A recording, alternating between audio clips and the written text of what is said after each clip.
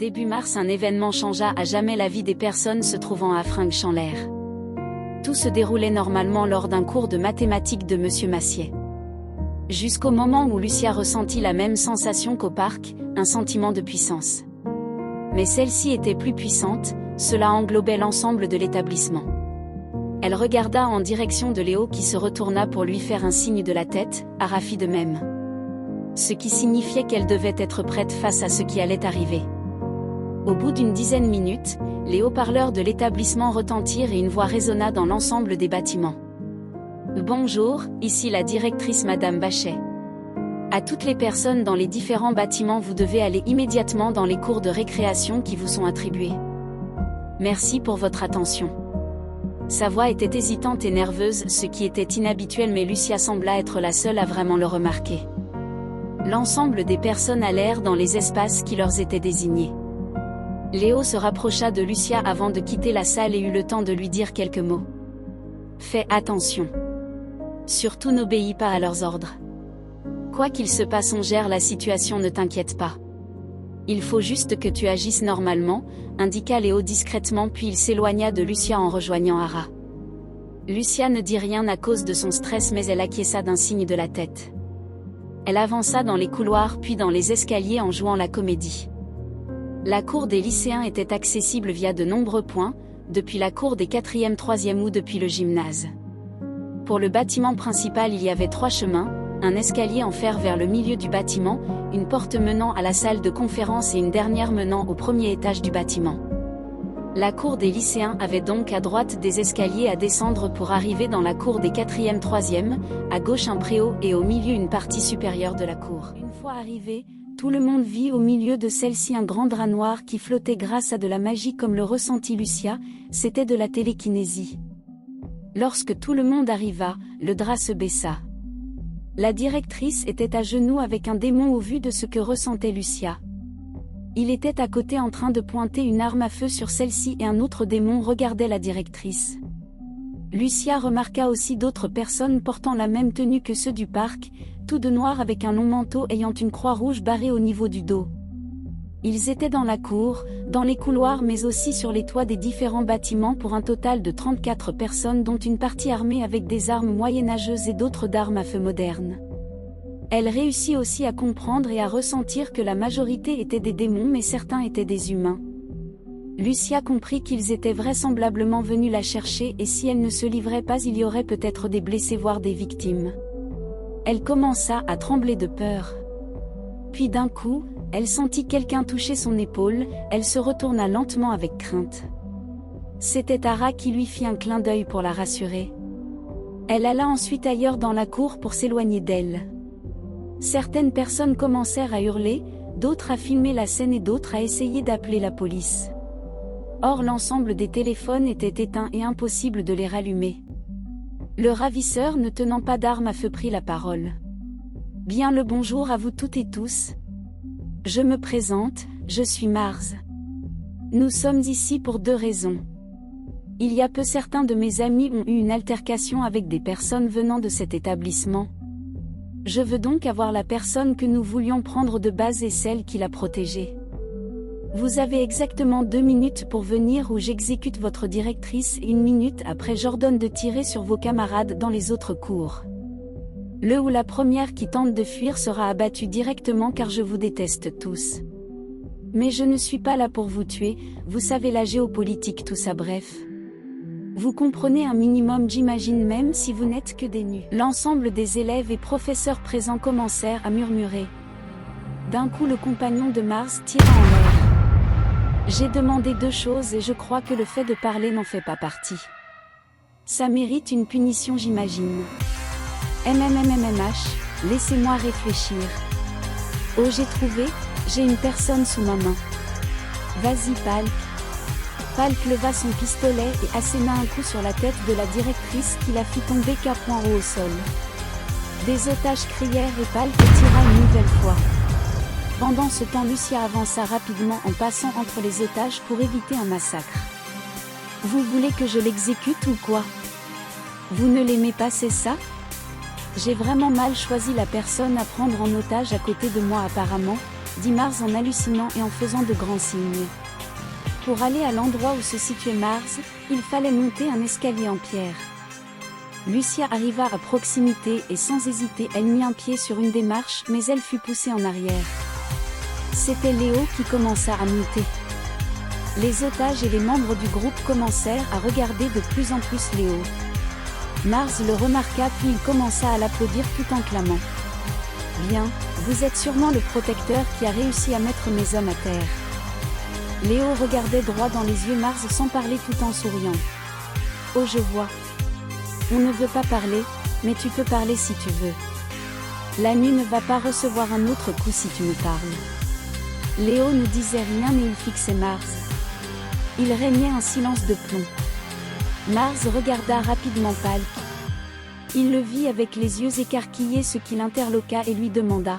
« Qu'est-ce qu'il y a Palk ?» Mars remarqua que Palk était surpris à cause de la présence de Léo. Il commença même à reculer de peur.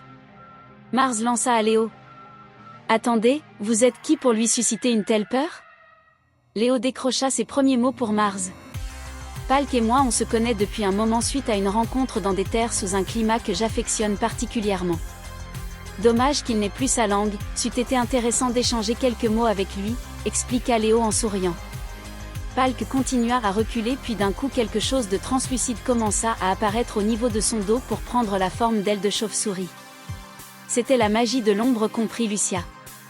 Il se mit en position comme pour sauter mais il fut stoppé net, transpercé par une lance tenue par une personne ayant sauté d'un toit d'apparence féminine, cagoulée et avec de longs cheveux noirs. Lucia ne l'avait même pas vu venir. Puis elle remarqua ensuite que la lancière était une humaine et non un démon. L'empaleuse retira sa lance du corps de Palk qui tomba lourdement au sol et elle repartit à son ancien emplacement. Un démon déchu arriva, prit le drap noir et le déposa sur le cadavre de Palk. Personne ne parlait, tout le monde était ébahi par la tournure surnaturelle des événements. Lucia comprit à ce moment que rien ne serait plus jamais comme avant. Mars regarda Léo en le dévisageant. « Vous êtes qui pour faire peur à notre bourreau psychopathe ?» Léo lui accorda ces mots avec un sourire hautain. « Je suis enfin, j'étais au vu de son état de mort actuel, un ennemi pour lui. Ce qui lui a valu la malchance de perdre sa langue mais je n'avais pas eu la chance de l'éliminer. Merci d'avoir fini le travail à ma place. Si vous tuez vous-même vos membres, je vais finir à la retraite. » Lucia vit le visage de Mars devenir noir de colère. Il claqua des doigts, leva son épée en étant sur le point de la jeter sur Léo. Toutefois, ce ne fut pas l'épée qui alla sur Léo mais une lance venue du ciel. Celui-ci n'eut pas le temps de réagir. Il fut soudainement projeté à toute vitesse contre le mur du préau avec un bruit de métal qui se tord. Il avait été touché de plein fouet. Une fumée grise émana suite au choc. Les otages regardèrent partout et virent que l'empaleuse ne tenait plus sa lance. Léo fut alors à son tour empalé. La première ou le premier qui crie il ou elle sera exécuté immédiatement. « Je déteste vos petits cris de misérables nus !» cria Mars. Un lourd silence s'abattit dans la cour.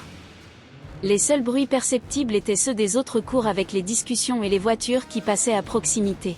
« Eh bien, maintenant je veux la seconde personne dans les 30 secondes, ajouta Mars d'un ton pressé. Lucia ne savait pas quoi faire. Elle avait failli monter alors que Léo et Ara lui avaient fait comprendre de ne pas bouger. Mais maintenant que faire ? À la surprise générale, la voix de Léo se fit entendre. « C'est toi le misérable qui s'attaque à plusieurs contre des humains que vous considérez comme faibles. Vous avez peur d'eux ou vous n'avez juste aucun honneur ?» Tout le monde se retourna en direction de Léo. La fumée fut dissipée à la suite d'un son métallique. Cela était un coup sur le sol de la lance que tenait Léo. Ces misérables n'ont pas d'honneur. Ce sont des faibles et des lâches et pourtant vous essayez de les protéger en collaborant avec ces nus. Cria Mars. Léo soupira et dit. Vous ne valez pas mieux que certains humains sur ce point de racisme. Mine de rien vous n'êtes pas si différents des humains. Tu peux dire ce que tu veux, ça ne changera rien à notre plan. Si je me souviens bien, j'ai demandé à une deuxième personne de venir. Si tu ne viens pas dans la minute, j'exécute ton protecteur. Hurla Mars à la foule.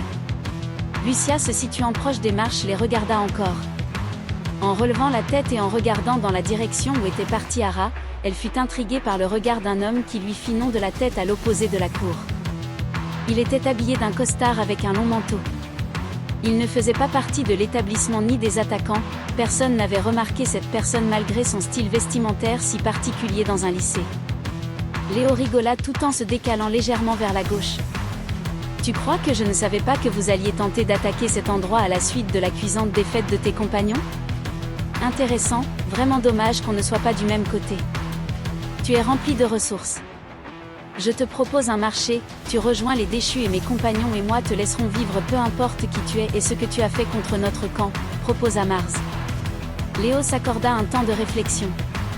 C'est intéressant, mais ma cible prioritaire est le bras droit de votre chef donc je ne pense pas que ça va pouvoir se faire. De plus tu as dit tes compagnons, mais je ne vois personne ici même, en dehors de toi, moi et nos spectateurs. Mars leva les bras et dit. Es-tu devenu aveugle suite au coup? Ils sont. Il pointa un toit vide puis un second et un troisième. Mars dit affolé. Comment? Tu croyais vraiment que j'allais être seul, dit Léo tout en éclatant de rire. Mars était apeuré, tout son plan était en train de tomber à l'eau. Léo reprit en arrêtant de rire d'un seul coup. Pathétique comme presque tous les démons déchus. Trop sûr d'eux-mêmes. Mars pointe son épée sur la directrice en ajoutant. Tu bouges, je la bute. Mars entendit un puissant coup venir de derrière et vit passer à toute vitesse quelque chose à sa droite, c'était l'empaleuse qui avait été propulsée par quelque chose.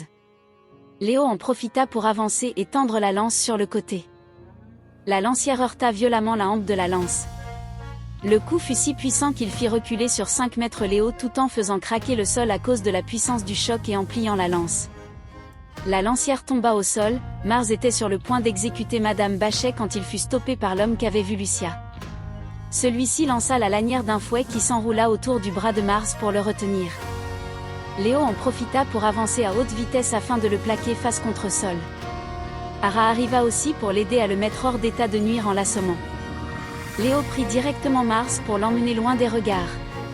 Ara s'occupa de la directrice afin de la soigner. Il eut le temps d'échanger quelques mots avec l'homme en costard. Lucia remarqua même que Léo reçut de sa part une clé USB. Quant à cet inconnu, il regarda ensuite les personnes présentes et prit la parole. Bonjour à toutes et à tous, je m'appelle Marc Stauffenberg. À partir de maintenant, je vais être chargé de la sécurité de cet établissement avec certains de mes camarades. Je vous prie d'aller immédiatement dans la salle de conférence. Ce qui me permettra d'expliquer plus facilement la situation actuelle à tout le monde.